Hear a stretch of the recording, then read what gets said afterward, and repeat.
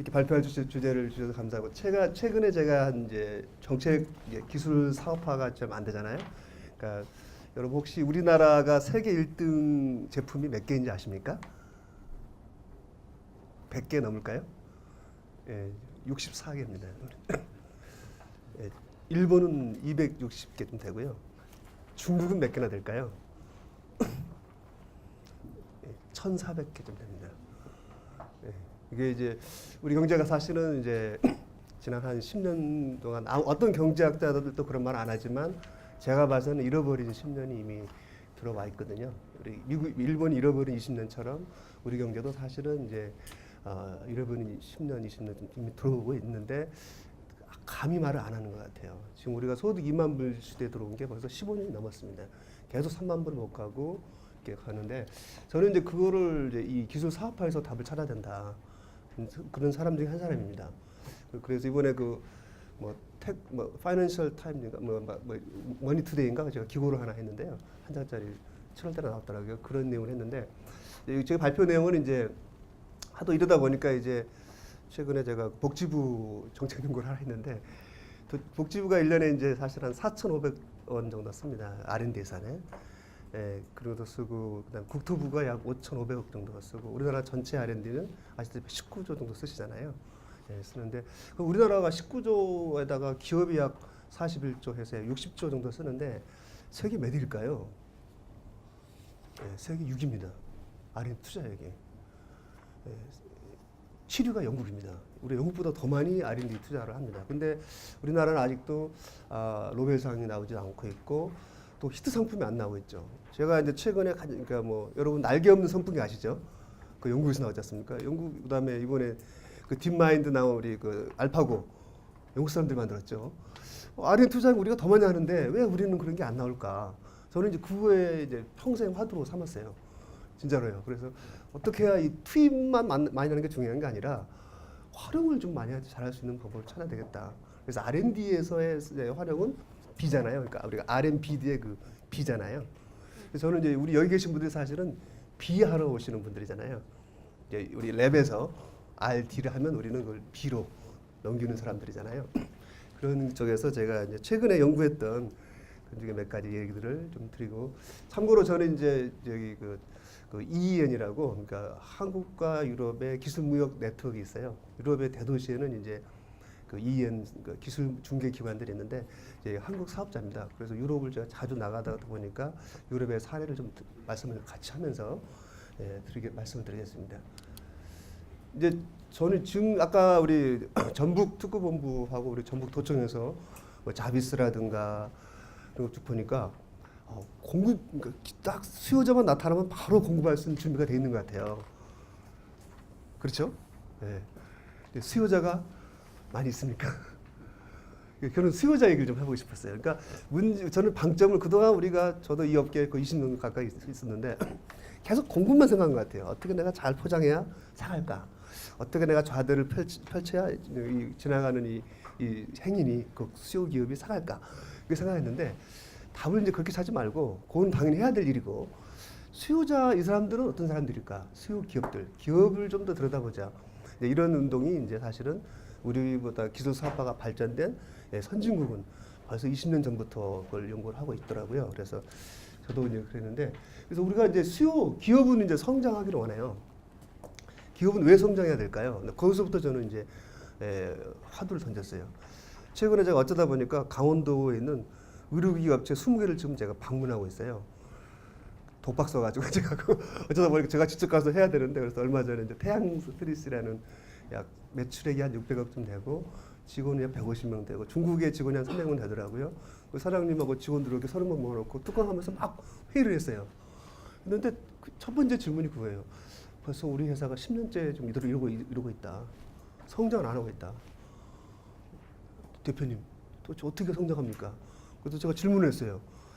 그리고 전북 특구 이거 들어오라고 그랬죠. 막판에 이거 있어요. 연구소 기업이 있는데 이거 좋은 거라고 했더니 혹했습니다. 그래서 아마 제가 꼭 꼬드겨가지고 데리고 오겠습니다. 네, 그런데 막판에 클릭하는 건데 왜 성장해야 됩니까? 하고 이제 질문하니까 답변을 못 하시는 거예요. 사장님부터가 당연히 성장해야 되는 거 아니에요? 그리고 직원들은 사람의 눈치만 딱 보고 있는 거예요. 그래서 내가 이랬죠. 자, 기업이 만약에 성장하지 않으면 팀장 자리가 나올까요? 그렇게 했더니 맞대.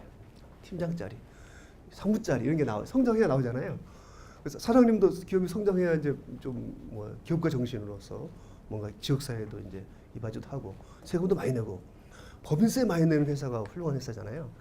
법인세를 많이 내는 회사가 훌륭한 회사고 그런 회사들은 많이 우리 전북도도 유치를 해야 우리 또 지역 경제가 부강하게 되게 되겠죠. 그러니까 이제 그렇다면 모든 기업은 숙명은 성장을 해야 됩니다. 저희 델타텍도 지금 성장 못하고 있어가지고 문제인데 나부터 문제는 문제인데 지금 하여튼 성장을 해야 됩니다. 성장. 그 얘기를 좀 하고 싶고요. 그 다음에 이제 간단히 말씀드렸지만 이제 해외 사업화의 지원 기관들 우리 전북특구본부처럼 또는 도청, 뭐 테크노파크처럼 이런 지원 기관들은 도대체 어떤 고민을 하고 있을까? 그걸 잠깐 하겠고요.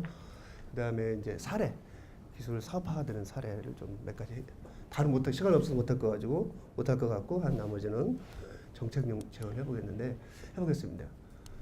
만약에 이런 회사라면 이런 사장님이라면 5년 후에 우리 회사의 먹거리 사업이 뭘까? 지금 통계를 보면 우리나라 제조업체의 약 51%는 3년 후에 먹거리 사업을 찾지 못하고 있다 합니다. 그리고 그런데 현금은 또 많이 갖고 있대요. 이상하지 않습니까? 현금은 많이 갖고 있는데 제조업체들은 우리 회사가 3년 후에 뭐 먹고 살지? 지금 하고 있는 이 사업 아이템으로는 3년 후가 불확실하답니다. 그래서 요즘에 제가 어쩌다 보니까 의료기기 업체들 막 찾아다니는데 그 다음에 현재 팔고 있는 간판 이 사업 이 핵심 제품의 마진율이 떨어지고 있어요. 여러분 우리나라의 그 제조업 평균 매출의 영업이익률이 몇 %인지 아십니까? 3%입니다. 되게 낮아요. 굉장히 낮아요. 그리고 상장 제조업의 3분의 1은 적자입니다. 우리나라의 상장 굉장히 어렵습니다. 그리고 마진율이 떨어지고 있어요. 기술 혁신, 그다음에 R&D 이제 기업 R&D를 많이 하죠. 약 41조로 기업 R&D 투자를 하는데 그렇게 하는데도 투자를 많이 해요. 기업도. 근데 히트 상품이 안 나와요. 그런 날개 없는 선풍기 이런 게 안 나와요. 우리나라에서는 왜 안 나올까? 그거는 뭔가 우리가 지금 우리 R&D 기술 경영에서 뭔가 우리가 좀 잘못하고 있는 게 있는 것 같아요. 그걸 좀 저도 잘 다 모르지만 같이 고민하고 연구할 분야라고 생각합니다. 지난 40년을 돌아보면 기업 생존율은 우리나라는 12%밖에 안 돼요. 미국의 3분의 1밖에 안 됩니다. 그러니까 그만큼 이제 이렇게 미래가 준비가 안 돼 있다 보니까 기업이 빨리빨리 망합니다. 우리들 현실이고요. 그래서 유럽에서는 이제 안 되겠다. 유럽을 보면 이런 기업이 많아요. 한 50년, 뭐 100년 됐는데 직원은 20명, 10명 이런 기업이 많아요. 그래서 유럽의 이제 유럽 집행위원회가 또는 유럽 회원 국가들은 그 성장 그도 뭐 지금 청년 실업 우리하고 비슷하거든요. 어떻게 하면 고용 창출을 하다가 그런 이제 뭐 50년, 뭐 30년 그런 장수 기업이지만 조그만 그런 기업들을 혁신 마인드를 심어주자. 그래가지고 유럽 사람들은 이제 뭐 바캉스에도 다 놀러 가고 막 그러잖아요. 좀 그만 좀 놀고 일 좀 해라. 그런 마인드로 혁신 마인드를 심어주자 해가지고 기업 성장을 이런 이제 그런 성장을 잘하는 회사들을 성장 챔피언이라는 단어를 쓰기 시작했어요. 히든 챔피언 들어보셨죠? 히든 챔피언의 후속 이름으로 성장 챔피언. 어떤 특정 업종의 상위 10% 들어가는 그런 기업들을 모델로 삼아놓고 나머지 90%가 열심히 이제 성장해서 롤 모델로 가라. 그러면 이제 고용 창출되죠. 결국은 고용 창출로 가게 되니까. 그래서 이제 이거는 옥스퍼드 대학에서 연구했는데, 자, 기업이 성장하려면 어떤 성장 인재가 필요하냐? 4가지가 있다 합니다. 하나가 innovation, 두 번째가 finance, 자본 조달 능력이 있어야 되고, 세 번째가 이제 사업 개발 능력, 비즈니스 디벨롭먼트 이런 걸 쓰는데 한국말로 하면은 이제 마케팅 더하기 기술 제휴예요. 저를 굳이 비슷하게 한다 쓰면. 마지막으로 이제 조직 관리 능력, 리더십, 매니지먼트 이게 이제 4가지 일을 잘 갖춰야 기업이 성장할 수 있다고 합니다. 그 중에 우리가 맡은 분야가 바로 이노베이션 분야인데 저기서 질문해 보겠습니다. 도대체 혁신이란 뭘까요? 혁신이란. 저는 이 혁신이라는 단어를 이해하는데 3년이 걸렸습니다. 이 단어를 이해하는데, 그러니까 사전을 찾아보니까 이렇게 되어 있더라고요. 가죽을 벗기는 정도의 큰 고통이 따르는 변화. 그런데 이제 제가 이제 뭐 이런 외국 세미나 들어보니까 그런 개념으로 막 들으니까 도대체 이해가 안 돼요. 저 강의가 무슨 말이지 저게? 그게 혁신인가? 이해가 진짜 안 되는 거예요. 상무님 어떻게 생각하십니까? 딱 눈이 마주치는 바람에 혁신이 도대체 뭡니까? 혁신이 네. 저 이거 3년 걸렸어요. 이거 이해하는데. 좋은 방향으로 개선하는 거 같나요? 예, 좋은 방향으로 개선하는 거. 그렇게 하시면은 이제 그것도 맑고 틀린 문제가 아니고 이제 그렇게 정의를 내리고 보는 거 하고 기술 사업에서는 그렇게 정의를 내리시면은 조금 이해가 안 가실 부분이 있습니다. 우리 정보부장님 어떻게 생각하세요? 눈이 마주치면 무조건 다음에 여자분을 시킬 거니까 어떻게 생각하세요? 그런 거 아니? 그러니까 제 생각에는 관행, 일상적인 어떤 매너리즘에 빠지는 관행의 탈피 그런 게 아닐까. 이제 그건 조직 혁신입니다. 제가 하신 말씀은 조직 사람 관점, 조직 측면에서만 혁신입니다. 그러니까 혁신은 5가지가 있는데요. 그 중에 조직 혁신입니다. 그러니까 이제 다음 사람을 위해서 제가 말씀드리는데요. 혁신은 이런 뜻입니다. 일단 좁은 의미의 혁신. 그러니까 우리 기술 사업에서 이제 좁은 의미의 혁신을 해야 되는데 이겁니다. 메뉴에 써 있는 겁니다. 빨간 글씨로 신상품 출시. 이게 좁은 의미의 혁신입니다. 그러니까 이제 여러분 잘 아시는 3M 같은 경우 이렇게 혁신 기업들은 전체 매출액 중에서 최근 5년간 출시한 제품의 비중이 전체 30% 이상이 될 것. 이랬을 때가 혁신 기업이라고 부르거든요. 그만큼 빨리 신제품이 나와요. 그리고 신제품이 많이 팔리는 거죠. 근데 우리나라는 지금 이제 신제품이 나오면 팔리는 확률이 10%밖에 안 됩니다. 농식품 분야 같은 경우는 60개 그 상품이 나오잖아요. 하나 팔립니다. 59개가 실패합니다. 농식품 분야에서는 상품 개발해서 보면 아무리 개발해도 안 팔리는 거예요. 결국은 이제 팔려야 되는 거죠. 팔려야 되는데, 그러니까 얼마나 빨리 신상품을 그러니까 신제품 또는 신규 서비스를 제가 신상품이라고 정의를 내리면 그걸 빨리 세상에 출시하고 이 신상품이 많이 팔려야죠. 그러니까 그래야지 성장이 되는 거죠. 기존 제품도 막 팔리고 신상품도 막 팔리고 그러니까 막 조직이 커지기 시작하는 거죠. 지역 경제가 발전되고. 근데 이게서 저는 답을 찾아야 된다.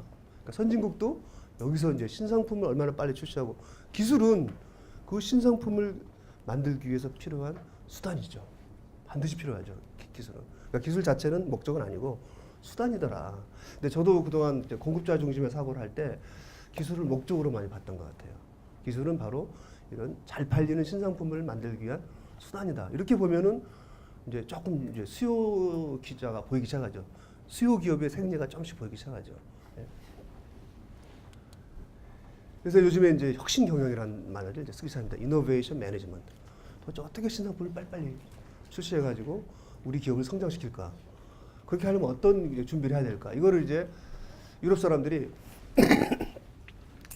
하도 이제 청년 실업도 많고 뭐 그러니까 이제 2005년부터 연구를 합니다. 연구를 누구한테 줬냐면 프라운호프하고 에이트 커니에다가 50억 정도 자금을 줬어요. 도대체 어떻게 해야 이제 좀 바캉스 좀 안 가고 좀 일 좀 열심히 해가지고 좀 고용을 창출하게 할까? 저런 업력이 오래된 저런 회사들한테 좀 이 혁신 마인드를 심어가지고 고용 창출할까? 그걸 연구해라. 그랬더니 이제 에이트 커니하고 이제 프라운호프가 이 5가지 인자를 상호 연결시켜서 하면은 그런 조직을 만든다면 저기 되겠다. 혁신 경영이 되겠다. 이렇게 생각한 거죠. 그래서 이제 혁신의 정의를 제가 내려놨는데요. 제가 내린 게 아니고 이 프라운호프하고 이제 에이트크가 내렸는데 발명, 아이디어, 시스템, 사업 모델 등을 성공적으로 현장에 적용한 것입니다. 그러니까 특허를 현장에 적용하면 그게 혁신입니다. 근데 특허 상태로 있으면 그냥 특허입니다. 이해하시겠죠? 저를 이걸 나니까 이제 강의가 들어오더라고요. 이렇게 저게 혁신이구나. 좁은 의미의 혁신. 혁신. 그때부터 이해가 되더라고요. 이게 혁신이구나. 혁신 경영이라는 것은 그런 혁신을 획득 평가 활용하는 제반 활동 이렇게 하면 되고요. 여기서 중요한 게 이제 R&D 입전용 시대라고 우리가 많이 부르잖아요. 여기서는 이제 반드시 출발선이 이겁니다. 자, 신기술과 신제품 개발보다는 시장 창출을 지향하는 R&D 기획. 이게 핵심입니다. 시장 판매를 지향하는 R&D 기획. 안 팔리면 의미가 없다. 시장을 새로 만들거나, 예, 또는 기존의 시장이 있다면 그거 다 팔고 쓸 수 있거나, 여기다가 이걸 염두에 두고 R&D 테마를 선정해야 된다는 거죠. 그래야지만 성장 기업이 나오고 히든 챔피언이 나온다. 이렇게 하면서 이걸 제일 잘하는 나라가 독일하고 영국입니다. 그래서 지금 아시다시피 독일의 중소기업은 굉장히 강하지 않습니까? 영국도 지금 중소기업이 굉장히 강해졌어요. 영국도 이걸 협의하면서 그 옥스퍼드 대에서 이거 굉장히 연구를 많이 했고요. 자세한 거는 이제 제가 안 하겠는데 혁신 경영이라는 개념을 두고 하면서 새로운 이론을 이제 나오는데, 우리가 이제 그 동안에 기술 경영에서 좀 중요시했던 게 타임 투 마켓. 얼마나 기술을 가지고 신제품을 만들어서 빨리 시장에 내보내느냐. 이것이 그동안의 키워드라면 한 걸음 더 나가서 이렇게 나간 거예요. 타임 투 프로핏. 얼마나 이제 시장 신제품을 내 가지고 그동안 투자한 R&D 자금을 뽑아내느냐. 거기 들어가는 시간. 그 시간을 줄여라. 그것이 혁신 기업이고 혁신 경영이라고 생각하는 겁니다. 그걸 타임 투 프로핏이라고 부릅니다. 이런 이제 좀 더 도전적이고 좀 더 그 이 과감한 이 의식의 개혁들이 일어나기 시작하면서, 예, 독일이나 영국은 굉장히 좀 강한 나라가 좀 됐잖아요. 예. 자, 그럼 우리 이제 기업을 보겠습니다. 기업을 보니까 우리나라 기업입니다. 우리나라 중소기업청에서 설문조사를 한 건데, 도대체 우리나라 기업들은 기술 획득을 어떻게 하고 싶나 보니까 87%는 나 자체 개발할래. 도입할 의향이 없어요. 이거 잘 보시면. 그다음에 외부 뭐 이거 보시면 이거 보세요. 이거 다 더하면 1.2%, 아니 2.2%. 이거 다 합해서 한뭐약 3%도 채 안 되는 이 정도가 외부에서 기술을 도입하겠다는 겁니다. 자, 그렇다면 우리 이제 지원 기관들, 우리 도청 뭐 특구본부 이런 지원 기관들은 어떤 생각을 해야 될까요? 어떻게 하면 저 수요를 창출할까? 기술을 도입하겠다는 기술 도입 수요를 어떻게 하면 창출할 수 있을까에 이제 우리는 고민을 해야 되는 거예요. 해야 되죠. 그리고 이 수요를 줄이고 이쪽 수요를 높이는 그런 정책이 지금 굉장히 필요해졌습니다. 어떻게 해야 될지를 이제 그런 중소기업 지원 센터에 그런 또 고민을 하셔야 되겠죠. 제가 그 중에 하나는 이제 우리 이제 이 기술 발굴 연계 사업과 봤을 때 제가 봐서는 내 아이디어는 그동안 우리가 이제 이 공공 섹터, 그러니까 공급자 입장에서는 아이디어 뭐 내고 뭐 이렇게 왔잖아요. 근데 기업은 이제 알아서 하고, 그러다가 요걸 연계하는 일이 바로 우리 특구본부, 뭐 도청 우리 여기 모이신 분들의 역할이 아닌가. 연결하자. 그러면 이제 이쪽 수요 기업이 필요로 하는 사업 테마가 뭔가를 알아가지고 여기다 알려주는 거죠. 공공연구기관에. 그럼 여기서 R&D 계획을 짤 때 거기에 맞춰서 R&D 계획을 짜서 연구 테마를 선정하는 거죠. 한다든가.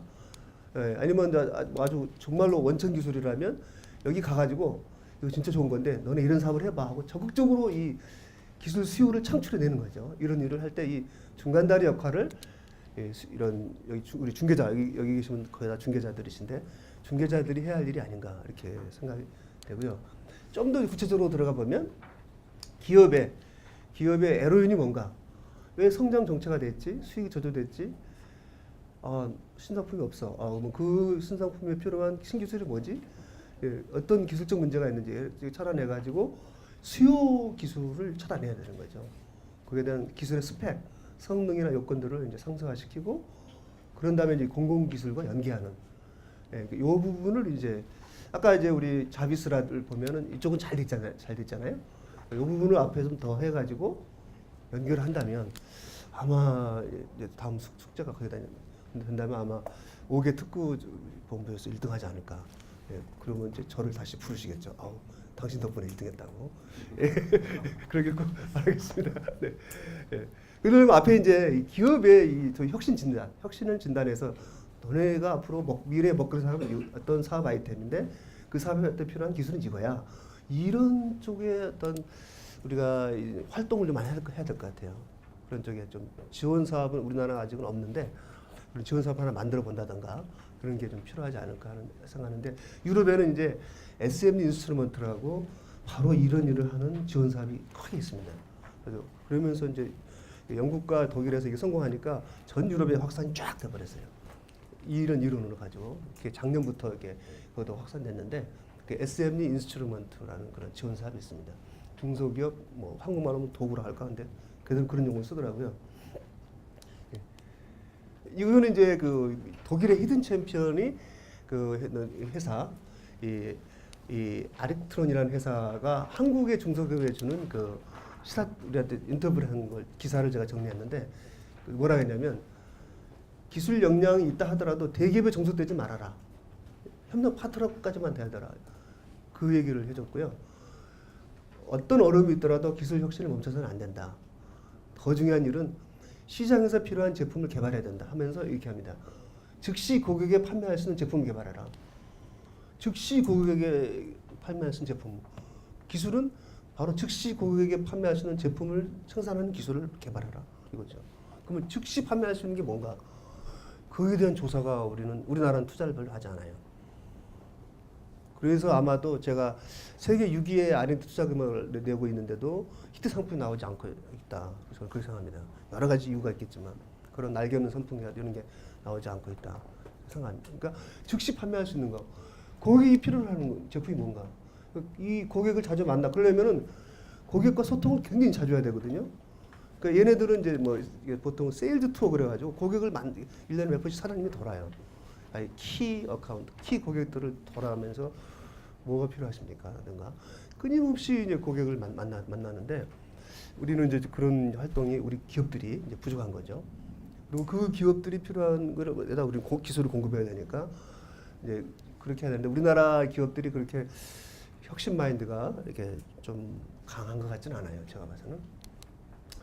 그러면 이제 그 사업화 기관들, 해외 사업화 기관들은 어떻게 할까? 한번 좀 더 몇 가지 사례를 들어보면 이거 싱가포르 사례입니다. 싱가포르에는 이제 그 EPTL이라는 이제 그런 기술 중개 기관이 있는데 그 정부가 만든 기관인데요. 여기서는 어떤 정책이 있냐면 TRL 5단계가 여기서 됐을 때 기술 이전을 추진하자. 밑에 있을 때는 기술 보육을 하자. 보육. 뭐 2단계, 3단계 때는 5단계까지 끌어올리자. 그리고 보육 지원 사업이 있고요. 그다음에 이걸 기업에 넘길 때는 5단계 될 때 넘겨주자. 이런 이제 그래서 어느 정도 기술의 완성도가 높은 거. 즉 우리나라 사실 이제 미활용 기술이 25만 개가 있잖아요. 공공 기술이 거의 TR을 2단계, 3단계일 거예요. 그 첫째 원인은 제가 뭐 검사는 안 해봤지만, 그러니까 이 기업이 가져다 쓰기에는 너무 아직은 낮아요. 그렇다면 이제 어떤 그 중에서 괜찮은 건 추려가지고 TRL 5단계까지 끌어올리는 거죠. 제가 그 스웨덴 어떤 그 중개기관 갔더니 거기는 회사 이름이 TRL 6단계예요. 6단계 이하는 취급 안 하겠다는 거예요. 그리고 회사가 6층에 있어요. 그래서 왜 그렇게 옛날에 4층에 있었대요. 4단계부터 했더니 망했더래요. 그래서 6층으로 옮기면서 전 직원에게 우리는 6단계 이하는 취급 안 한다는 정책을 쓰면서 6층으로 옮기자 했다고 하면서 야, 그래서 성공했냐 그랬더니 훨씬 낫았다고 자기네들은. 진즉에 알아야 되는데 저희 델타텍도 지금 13층에 있는데 6층으로 이제 내려가려고요. 그러려고 생각하고 있습니다. 이게 뭐 여러 가지 있는데 두 번째 이제 이 팁 여러 가지 좀 갭펀딩이라고 부르죠. 이렇게 TRL을 낮은 TRL을 높게 올려드리는 추가 R&D 자금을 갭펀딩이라고 부르는데 이 갭펀딩이 우리나라도 지금 특구본부도 있죠. 예, 특구 기술 사업화 지원 사업 그게 바로 갭펀딩이죠. 그런데 그런 것이 많아야 돼요. 근데 우리나라는 이제 그래도 전체 R&D에서 갭펀딩에 속한 그 R&D 자금이 뭐 얼마 없죠. 굉장히 작죠. 비중으로 치면. 근데 유럽이나 선진국은 의외로 많다. 그쪽 비중이. 그래서 그리고 또 한 가지는 이렇게 단계 갈 때 걔네들 이름을 CEO라고 부르는데 사업화 전담자가 있는데 얘네들이 여기서 추가로 갈지 말지 결정을 해요. 그러니까 중간 평가를 심하게 해요. 그래서 안 되는 건 중간에 그냥 하지 말아라 연구. 시장이 변했다 하지 말아라. 괜히 낭비다. 이런 거에 대해서 아주 심하게 정밀하게 하고요. 여기 보시면 이제 이게 기술 소개서예요. 이게 기술 소개서에 들어간 항목들입니다. 기술 개요, 그다음에 우리의 혁신은 뭐냐, 그다음에 잠재 응용 분야는 뭐냐, 가치 제한은 뭐냐, 기술 카테고리, IP 상태, 기술 개발 상태, IP 상태하고 이걸 별로 다르게 놨어요. 그다음에 비고 검색어 이렇게 해놨거든요. 아까 제가 그 자비스하고 잠깐 비교해봤는데 자비스는 여기서 빠진 게 많이 있죠. 이 정도로 소개서를 이제 한 장으로 이쁘게 써야 수요 기업이 와서 딱 봤을 때 좀 관심이 더 가는 거죠. 그러니까 얘네들도 그러니까 기술 마케팅이 또 이노베이션이 일어나는 거죠. 기술 마케팅 혁신이 지금 일어나고 있습니다. 이 싱가포르 왜 잘 사는지 이해가 돼요. 굉장히 활용 중심의 실사구시 중심의 사고 방식을 하고 있더라. 이건 또 이거는 원래는 이제 그 미국의 스탠포드 대학이 만든 제도인데 그 레드 사인하고 기술 수요자가 나타나면 바로 협상하고 가격 협상할 수 있도록 다 준비를 하는 거예요. 근데 우리는 이제 딱 나타났다면 잠깐만 기다려봐, 내가 가치 평가 좀 할게. 한 달 걸려 이제. 수요 기업이 이제 관심도가 떨어졌어요 이제. 사람이 그동안에 많이 바뀌었어요. 이런 일이 자주 있습니까 없습니까? 굉장히 많아요. 그러니까 따끈따끈할 때 바로 이제 좀 땡겨가지고 이제 협상해가지고 사인하게 만들자 이런 제도도 있고요. 이거 이제 미국의 이제 시밋이라는 이제 이거 사업화 네트워크인데 11개의 이 병원이라든가 대학 뭐 그런 식으로 구성됐는데 그런 게 있어요 미국에. 얘네들 같은 경우는 이제 PI가 이제 연구 책임자를 말하잖아요. 11년에는 35명 있는데 PI 중에는 이제 아주 능력 있는 PI도 있겠지만 초보자도 있다. 초보자를 좀 코칭해주자 해가지고 헤드 코치들을 또 30명을 또 뒀어요. 그 다음에 또 하나는 이제 이 사업화 자문해 주시는 이거는 이제 전담자죠. 17명이나 둬가지고 7명이 이제 이런 거를 자문해줘요. 자문해주고 이게 진짜 중요한 건데 이게 아마 사이트 마이너라고 부르는데 요것만 좀 자세히 설명드리면 이렇게 되어 있습니다. 11개 기관에 이 사이트 마이너라는 그러니까 우리나라 말로 굳이 한다면 그 연락 창구가 있어요. 지정을 하는 거예요. 연락 창구를 다. 그럼 여기서 만약에 매사추세츠 공대가 드라퍼에 하고 협력하고 싶다. 그러면 누구랑 해야 될지 모르잖아요. 여기 어떤 공대 교수가 여기 뭐 이 의사를 모르겠다. 그러면 이 사이트 마이너한테 먼저 연락하면 사이트 마이너가 그걸 찾아줘요. 그리고 첫 만날 때도 같이 가서 만나줘요. 왜? 조직 문화가 다르기 때문에 이게 잘 안 만나지잖아요. 지금 이제 외국에 계신 분들이 저한테 제일 많이 요구하는 게 한국의 대기업의 담당자를 만나게 해달라고 해요. 그걸 외국 사람들은 저한테 제일 요구하는 게 많아요. 도대체 삼성하고 접촉하고 싶은데 누구랑 해야 될지 모르겠다. 그래서 그래요? 그래서 이게 비즈니스가 되겠구나. 그래서 그걸 앞으로 해볼까 생각 중입니다. 네, 그처럼 조직이 커지면 그 결정권자가 누군지를 정말로 알기 힘들어요. 결정권자를 찾아내야 되거든요. 그래서 이제 이 네트워크는 이 시민 네트워크는 어떻게 했냐면 좋아. 첫 번째 연락 창구병을 만들어 놓자. 그럼 그 친구가 결정권자를 찾아가지고 이제 이쪽의 담당자와 이쪽의 담당자가 서로 만날 수 있도록 브릿지 역할을 해주자. 이런 이제 실무적으로 그런 역할을 하고 해주는데 이 사람들이 그럼 이 사이트만의 급여를 누가 주냐? 각자 주는 거예요. 각자 주는데 급여를 또 사람이 또 채용하니까 급여가 나가니까 각자 주게 돼 있고요. 이 사이트만에가 하는 일들은 과제 기획, 그다음에 뭐 과학자, 공학자 연계, 뭐 키맨을 면담하게 하도록 이렇게 비서 역할 해주고 비서 역할 연락사람 해주고 네트워크 소통해주고 뭐 이런 거 워크숍 교육도 하고 파트너 탐색 뭐 이런 걸 해주는 거죠. 이렇게 이 사람들이 더러 사이트 마이너들이에요. 뭐 의사도 있고 막 그래요. 그러니까 반은 자기 번호하고 반은 이제 연락병 업무를 해요. 급여는 누가 주느냐? 각각 소속 기관에서 줍니다. 그런 식으로 이제 하고요. 뭐 인더스트리 리아전 오피스 그래가지고 여기도 또 있는 이거는 이제 이 친구들은 이 시밋은 이제 40개 회원 기업이 있는데 이 회원 기업은 이제 하고 이제 정기적으로 만나는 거죠. 기업과 시밋 회원 그 연구기관하고 또 40개 회원 기업하고 정기적으로 만나고 뭐 연회부도 내고 초청장도 하고 뭐 이런 거를 정례적으로 합니다. 기업을 이렇게 자주 만나는 거죠. 수요자를 자주. 이건 뭐 이제 좀 이 경우는 이제 기술 이전의 실무적인 내용이니까 제가 잠깐 필요할지 모르겠는데 이 기술 도입자는 정례 의무 보고를 공작을 해 있고요. 기술 도입자는 이제 기술 공급자에게 우리 TLO에게 제품 개발의 진척도, 판매 금액, 계약 제품의 판매 금액, 예상 기술 산출, 중간 목표 달성 여부들을 정기적으로 보고하게끔 이렇게 계약서에 사인이 돼 있는데 기술 이전 계약서에 사인이 돼 있는데 우리나라에서 이렇게 쓰면은 기술 수요 기업이 사인을 안 합니다. 일반적으로. 그래도 이런 문화를 우리가 좀 만들어 가야 됩니다. 협상을 앞으로 잘해가지고 이런 내용들이 우리나라도 이제 활발하게 기술 이전 계약서에 들어가면 좀 더 이 수요자 공급자 간의 이 상생 효과가 커질 것 같습니다. 독일이 이제 바이오엠이라고 뮌헨에 있는데요. 여기는 이쪽은 이제 유명하죠. 여기도 바이오처럼 되게 유명한데 이 바이오엠의 사무국에서 하는 일은 이 컨설팅 앤 네트워킹, 인포메이션 앤 이벤트 이건데 보시면은 이 창업자 또 바이오텍 회사들하고의 연락 창구 업무를 하고요. 상담 주선, 뭐 사업 개발을 위한 상담 주선, 임상 실험을 위한 상담 주선. 또 EU 프로젝트 이제 EU는 이제 공동 연구 자금이 굉장히 많아요. EU 집행위원회 차원에서 엄청 많고 해외연구 차원에 또 있고 그런 공동 연구이나 출원 자금을에 대한 코칭을 해드려요. 자문도 해드리고 어떻게 신청하는 방법, 제안서 쓰는 방법, 그런 걸 많이 해주죠. 우리나라도 이제 유레카하고 유로스타의 준회원 국가입니다. 그래서 우리나라도 신청이 가능합니다. 약 800억 정도 예산이 우리나라 배정되어 있는데요. 그쪽에 관심 있으시면 저한테 연락하시면 됩니다. 그렇죠? EU 프로젝트죠.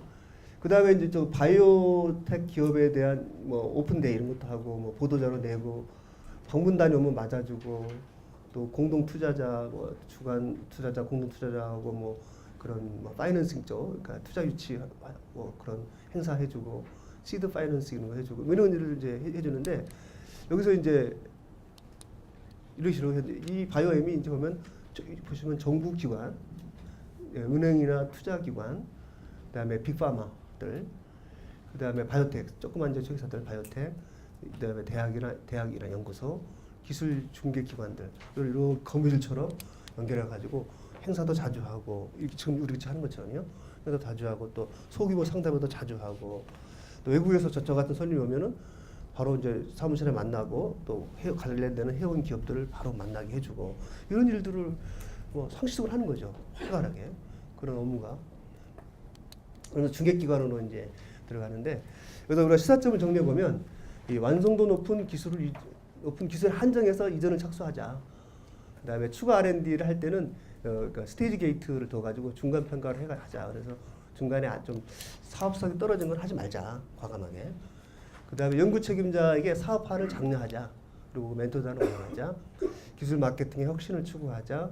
이 제휴 매니저를 지정하자. 아까 사이트 마이너처럼 제휴 매니저가 담당자가 있어야 돼요. 그래야 제휴가 되지. 우리 잘해보자. 돌아서면 잘 안 하죠.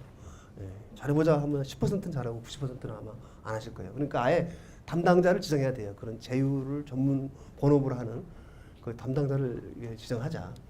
그 다음에 비즈니스 네트워크를 구축하자. 뭐 이런 얘기인데요. 사업화 사례는 이제 제가 시간이 너무 없는데 이제 요거는 이제 화학연 사례인데 크게 보면 이렇게 복잡합니다. 만약 이제 바이오 쪽에서 제약 쪽에서 첫 번째 공동 연구, 두 번째 기술이죠. 유탁 연구, 라이선싱 계약, 또 계약을 또 5개나요, 5개. 시장 참여가 이렇게 많아. 이렇게 몇 년 걸리겠습니까? 이거 하는데 2년 걸립니다. 2년 이거 하나 하려면 정말로 인내심을 갖고 이거를 해야 된다는 건데 성공 요인을 보면 이렇게 할 때마다 다 이 공동 연구가 더 수요가 더 많아요. 공동 연구 수요가 많고 공동 연구 할 때 정부 R&D 출원 자금을 연계해서 많이 합니다. 그다음에 역량은 R&D 역량 또 과제 관리 역량이 되게 중요하고요. 인적 네트워크로 관리 역량이 중요하고 연구 책임자가 이런 능력이 있어야 된다는 거고요.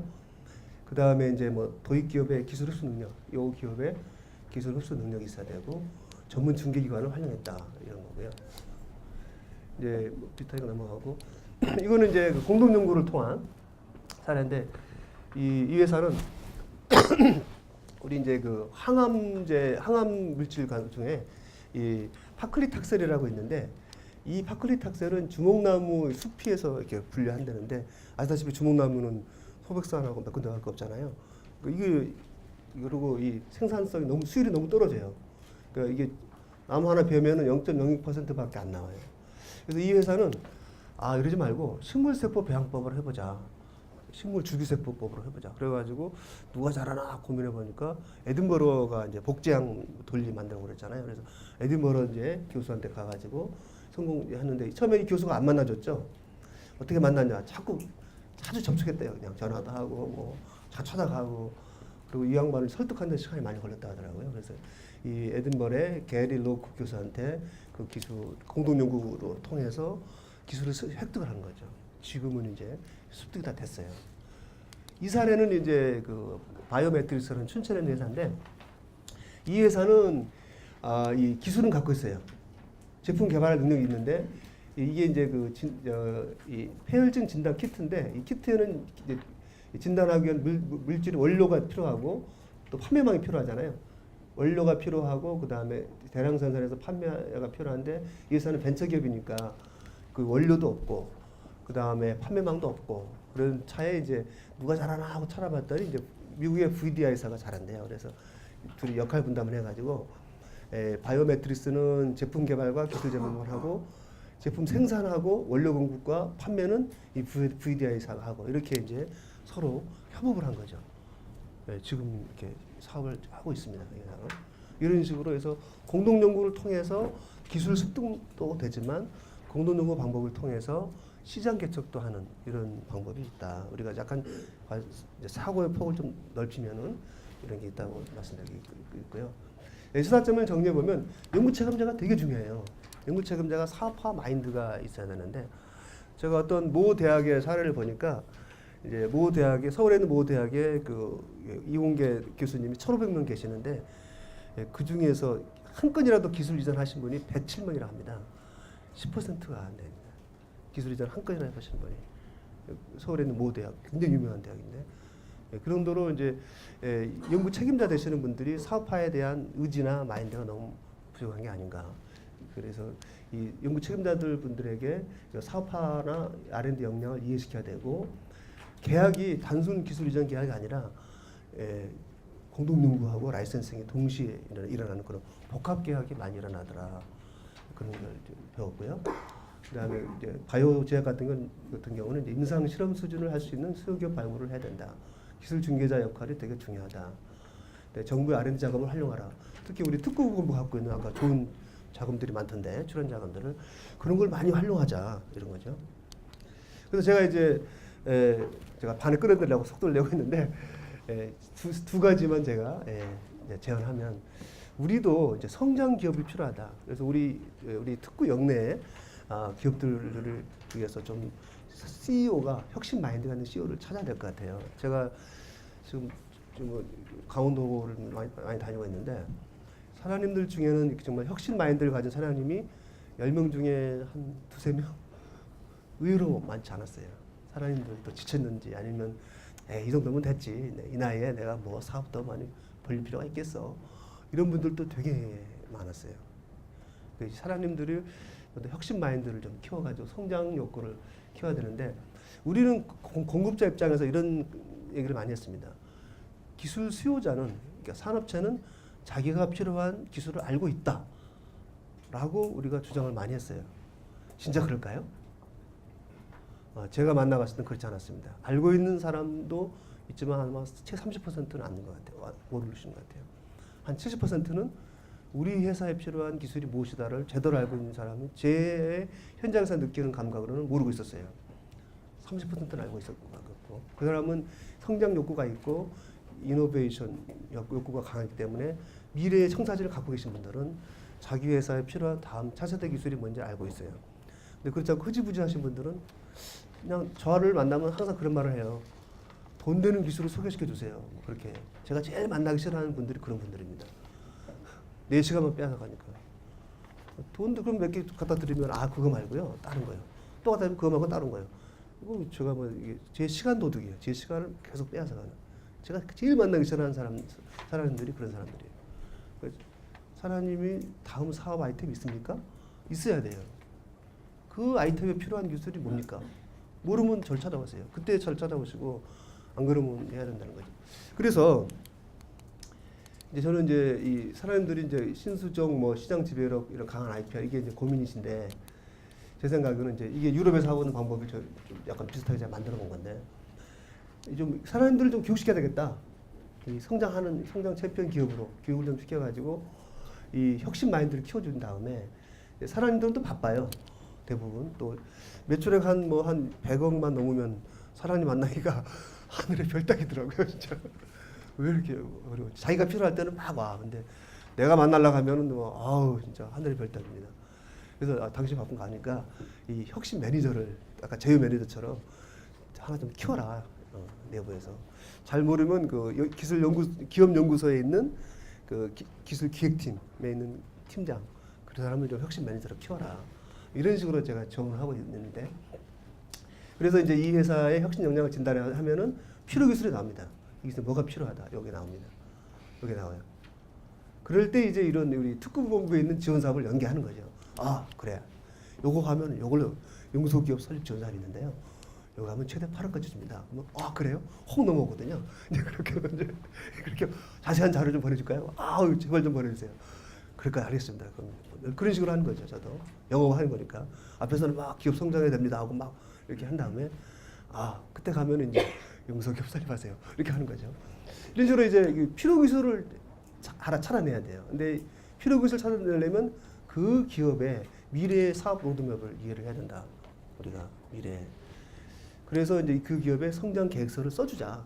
그런 다음에 코칭을 하자. 뭐 이런 이론입니다. 이건 뭐 제가 한번 옛날에 몇 개 해본 사례인데, 코칭이 중요한 게 이제 제가 컨설팅을 안 하고 코칭을 하고 그랬어요. 컨설팅이 아닙니다. 코칭은 그러니까 이겁니다. 그 슈틀리케 감독은 코치라고 부릅니다. 그죠? 디렉터라고 안 부르죠. 감독 안 부르죠. 코치라고 합니다. 그 다음에 이동국은 선수입니다. 선수. 코치는 문제 해결해주지 않아요. 실무는 본인이 그 선수가 하는 거예요. 과외 선생이 코치입니다. 그리고 학생은 문제는 공부를 해야 돼요. 다시 말해서 그 기업에 해당 기업의 역량을 스스로 키우도록 해주는 거죠. 그도록 조언해주고 교육해주고 훈련해주고, 이게 코칭입니다. 코칭의 뜻은 우리는 그동안에 컨설팅을 한 거죠. 그러니까 지금의 컨설팅이 제가 봐서는 컨설팅 시대는 가고 코칭의 시대가 지금 오고 있다고 보고 있는데, 스스로 문제 해결 능력을 키우자. 그래서 이 수진 기업의 담당자를 정해놓으면 만약에 수진 기업 수출하고 싶다. 그러면 이제 저희 무역 담당 직원이 없는데요. 한번 뽑으세요. 그러면 제가 가서 무역하는 법을 가르쳐 드릴게요. 6개월 동안. 제가 첫째 주는 뭐뭐뭐, 두 번째 뭐 하고 숙제 내주고, 자 오프 한번 써봐. 여기서 봐주고 이렇게 하는 거예요. 과외 선생이 돼가지고. 이제는 그런 식으로 이 코칭 하듯이 정말 한 장기간 동안에 관계를 가지고 하면 그 기업의 필요 기술을 알게 되죠. 그 기업의 문화를 알게 되고, 그 기업의 속속들을 알게 되면, 아까 한 4,000개 되는 판매 기술 그 중에 딱 갖고 와서 내가 다 알고 있는데 당신 이거 필요해. 기술 이전이 안 될 수가 없지 않습니까? 그 연구소 합시다. 이렇게 속속들이 알아야 된다. 이제는 정말로 끝까지. 그런 측면에서는 이제 성장 코칭이라는 것을 우리가 고민하면 좋겠다 생각하고, 이거는 이제 제가 옛날에 조금 해본 건데 비슷하게 해본 건데요. 이 회사는 이제 저기 여기 진주에 있는 회사인데, 이 회사의 고객은 이제 캐터필러 이런 데 들어가는 예, 중장비 업체, 농기계 업체 고객이고요. 이 친구들은 여기다 또 팔아요. 파는데 여기서 고장력 뭐 샤프트가 필요하대요. 이 회사는 이런 필요 기술이 필요하더라고요. 거꾸로 이렇게 쭉 가보니까. 그래서 이 회사는 이제 자기가 못하니까 모 대학에 하고 교수님하고 공동 연구 과제로 만들어 드렸어요. 지금 그 대학에 기술이 없더라고요. 고강도 샤프트 기술이 없으니까 좋아. 그럼 공동 연구 합시다. 공동 연구 테마를 이렇게 만들어가지고 했던 사례고요. 두 번째 제가 이제 제안 드리고 싶은 것은, 이제 수요 기업이 진짜 미래 이제 제가 필요한 기술이 모른다. 그럴 때는 이제 그 기업의 비즈니스 모델을 설계해주고, 그 기업에 필요한 기술 니즈를 도출해주고, 도입 계획을 세워주고, 기술 탐색하고, 유망 기술 선정하고 이렇게 하고요. 여기에 이제 우리 특구 사업과 지원 사업 같은 거, 그런 것들을 이제 자금을 이제 태워서 이렇게 가가지고 이런 식으로 한번 해보자. 그래서 이건 제가 그냥 C&D 컨설팅이라고 이름 한번 지어봤어요. 이제 아직 검증이 다 안 됐는데요. 이런 식으로 하면 될 것 같아요. 네, 제가 몇 번 지금 테스트를 하고 있는데, 네, 이렇게 해서 실제 테스트한 사례는 뭐 이런 거 태우자 그런 건데, 이게 이제 제가 이제 한번 테스트하고 있는데, 이거는 이제 그 청해 EMV라는 회사인데, 이 회사는 이제 이겁니다. 이런 거 설치하는 회사예요. 이런 거 오수 처리 공사 뭐 이런 거. 여기 이제 맨홀 뚜껑이 들어갔는데, 여기 악취 냄새가 나고 뭐 또 이 뚜껑에 구멍이 좀 있거든요. 거기에 막 오물이 들어가요. 그러면 안에 또 부패되고 막 그러잖아요. 냄새 나고. 그래서 이제 오물 유입을 방지하고 비가 왔을 때 그 역류가 방지되는 그런 맨홀을 만들어 보고 싶은 거예요. 그래서 제가 이제 그런 게 있나? 찾아봤더니 있어요. 또 그런 기술이. 그래서 이건 이제 시제품을 좀 만들어 본 건데, 그냥 하면 안 돼서 이거는 이제 그 그 산업부에 그 사업화 연계 기술개발사 요거를 이제 태웠어요. 그래가지고 요렇게 비슷하게 좀 나왔어요. 지금 완전 성공한 건 아니고 그런 식으로 제가 이제 C&D 컨설팅이라고 한번 제가 이름 지어놓고 한번 비슷하게 지금 실험을 하고 있는데 우리 이제 다른 특구본부나 이런 데서 한번 이런 걸 고민해 보시면 어떨까 이게 생각이 듭니다. 제가 오늘 오랫동안 있을 거니까 또 좋은 아이디어 있으시면 저를 찾아오시면 또 토론을 계속 하고 싶고요. 시간이 없는데 제가 원하는 건 이겁니다. 제가 원하는 건 이 R&D 혁신의 결과를 맛있는 과일을 적기에 시간을 기다려주지 않으니까 수확을 하자 적기에. 그러니까 활용에다 지금 방점을 찍어야지 투입에다 방점을 찍는 것은 아닌 것 같아요. 우리가 R&D를 세계 5위, 6위 의미가 없어요. 그 R&D 자금 아무리 투자해도 의미가 없어요. 제대로 된 연구를 해야 되고 제대로 된 기업을 키워서 제대로 이제 이전해서 사업화를 한다면 우리나라가 강한 강소 국가가 되지 않을까. 그런데 이건 맨날 제가 써오는 제 슬라이드인데 이게 제가 17년 전에 이거 제 모습이거든요. 예, 고생을 하도 해가지고 머리가 다 빠졌어요. 이제 머리가 다 빠졌는데 빠졌습니다. 여러분 강의 들어서 감사드리고요. 계속 또 인사 나누겠습니다. 수고 많으셨습니다. 네.